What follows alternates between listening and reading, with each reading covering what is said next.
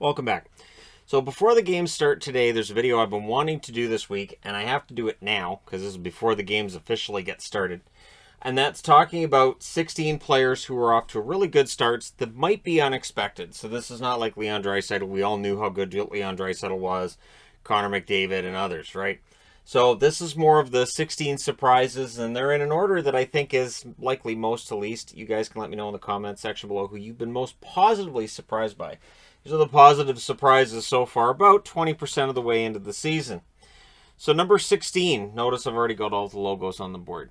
No fumbling around today, and we'll have... so this tells you which teams they're going to be from. You guys can speculate as to which players I'm going to talk about. And yes, this time, there's more than one player for certain teams. Number 16. So the least surprising on the list would be Josi, but Josi's on the board because in 16 games he's got 6 goals, 10 assists for 16 points. Roman Josi is back. He is in Norris form, and Adam Fox is in Norris form as well, so yeah, that should be a fun run, shouldn't it? And of course you got Cale McCart. There are a lot of really good defensemen in the NHL right now.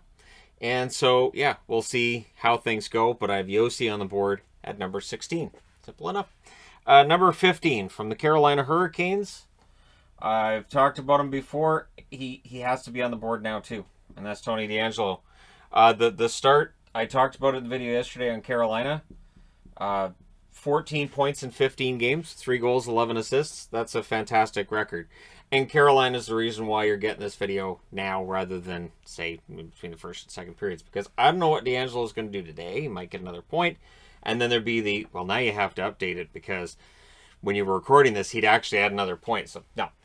So yeah, DeAngelo's on the board. He's had an incredible turnaround in Carolina. It just works. And sometimes that's what it takes. You just find that one that just works.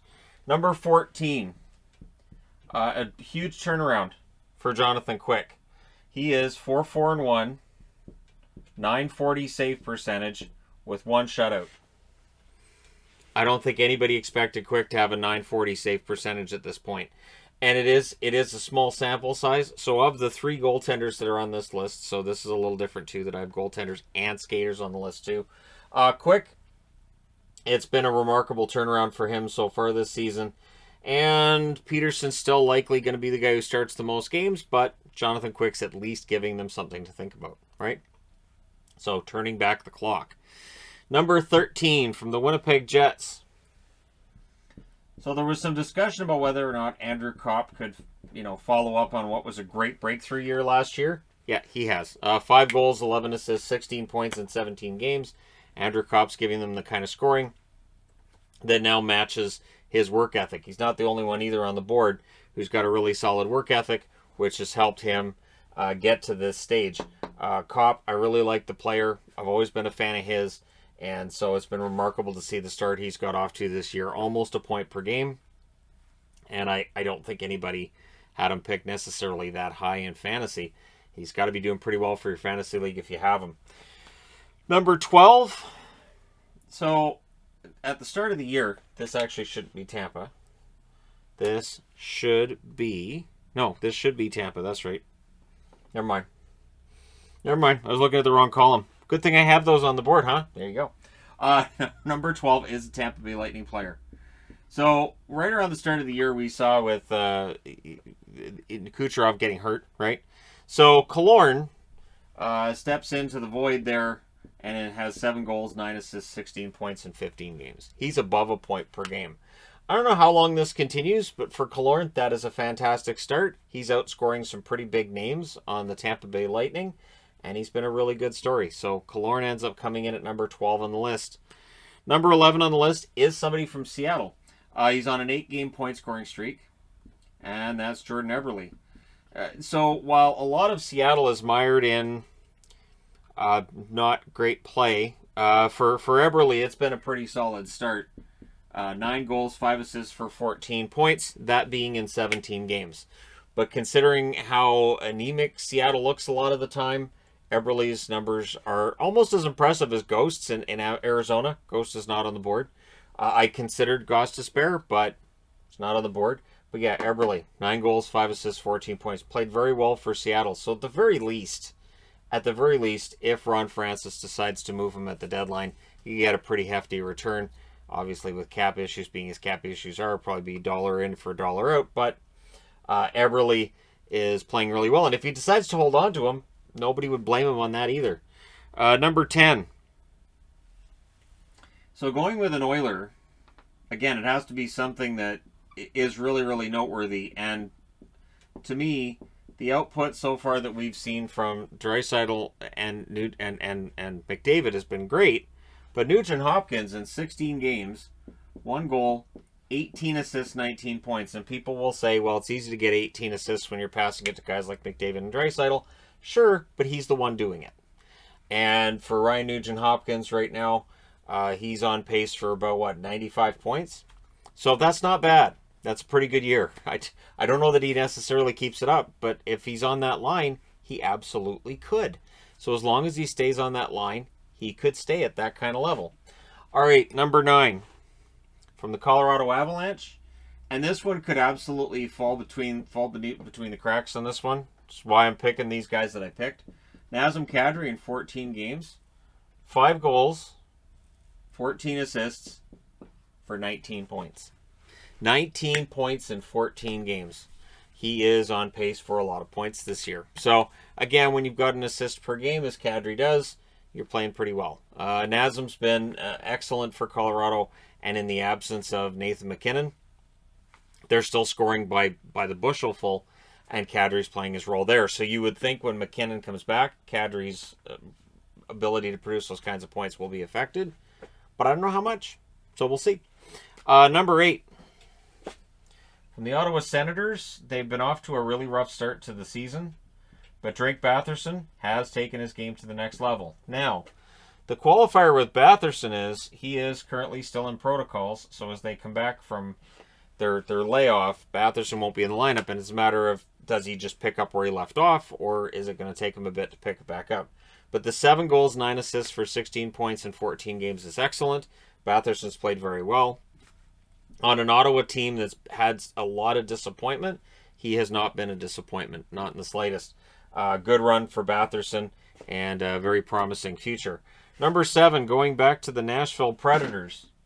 You know, we talked a lot about Duchesne's contract when it was signed and how it was probably too high, and it has proven to be too high, but with 9 goals and 7 assists for 16 points in 16 games, he's on pace for 45 goals.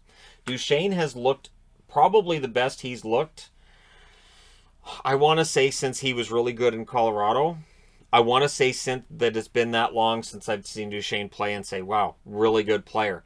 It might even be international hockey, the last time I saw him play that well. And so with Duchesne this year, it's been quite the story. And Johansson's played better as well, but Duchesne and Josi were the 2 Preds that I picked because I'm not picking more than 2 from one team. Number 6, player who bounced around a bit, but boy, has he ever found a home. Duclair. Anthony Duclair, in 17 games in Florida this year, has the same totals as Duchesne with 9 goals, 7 assists for 16 points. I don't know why I put 9 and 6, but 9 goals, 7 assists for 16 points. Duclair, the puck's going in the net this year. That's what happens. Last year, he had absolutely no puck luck. I don't think there was anybody who had as many really solid opportunities that didn't go in the net as Duclair had last year, and I'm really glad to see that it's going in the net for him this year. I think it's been a great story. And so for Florida, a team that already had a lot of good goal scorers, you put Duclair in there and he fits right in. His speed and his creativity fits right in. Number 5.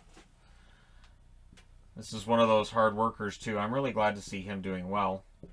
Of his goals, 11 of them have been on the road, which leads the league, last I heard. Andrew Majopani, 17 games, 12 goals, 2 assists, 14 points. Absolutely lights out start. I don't think he keeps this up. I don't think he's going to end up being a 50-goal scorer or even a 40-goal scorer, but 30's well within reach. And if it keeps going in like it is, he'll prove me wrong, and I have no problem with that. I've always liked Majopani. I've always been a big fan of his game, and now he's getting the breaks. So, I don't think he's going to keep that pace up, but it's been quite the story thus far, hasn't it, through about 20% of the season. Number 4, going to the Capitals. So this was a really big year for Evgeny Kuznetsov. For Kuznetsov coming off of a poor year, a lot of debate about whether or not maybe the Caps might look at trading him. And this year in 17 games, 6 goals, 15 assists, 21 points. He has benefited from Backstrom not being in the lineup. He has also shown he has the same kind of chemistry with Ovechkin as Backstrom does. Here's the trick. Pass it to Ovechkin. And if that doesn't work, pass it to him anyways.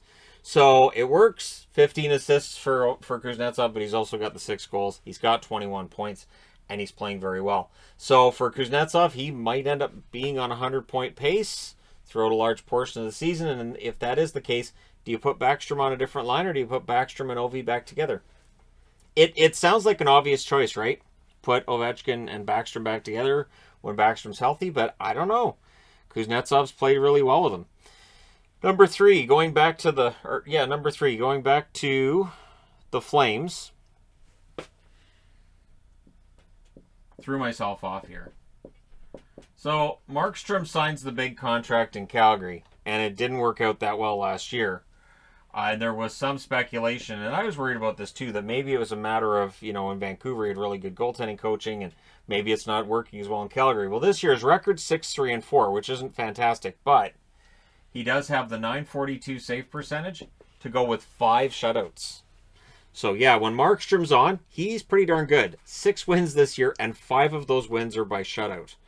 So it tells you Calgary, if he allows a goal, they're probably going to lose. That seems to be the case. In games where he allows a goal, he's 1-3-4. So that's a weird stat, isn't it? It's bizarre, and yet it's a real thing. We'll see if Markstrom can keep this up. That save percentage you would think would have to come down. I don't think he's going to get 20 shutouts this year, but would I bet against him? I learned not to do that when he was with Vancouver. Number 2, another goaltender. Again, I talked about him yesterday in the Carolina video. And Anderson, 10-2. He has a .941 save percentage, just the 1 shutout so far, but that record's fantastic. There's Vezina talk surrounding him at this stage of the season. It's still very early for that, but hey, it's Vezina talk. And he has bounced back very, very well from his time in Toronto so far, and so we'll see if that continues to be the case. But excellent start to the season for Anderson, and it's been a lot of fun watching him, starting to have fun playing hockey again. Number 1 on this list. He has been on an amazing run. It has to be Troy Terry. Absolutely has to be Troy Terry. With honorable mention to his teammate Ryan Getzlaf as well. Did not have Getzlaf make the final cut. 17 games, 12 goals, 10 assists, 22 points.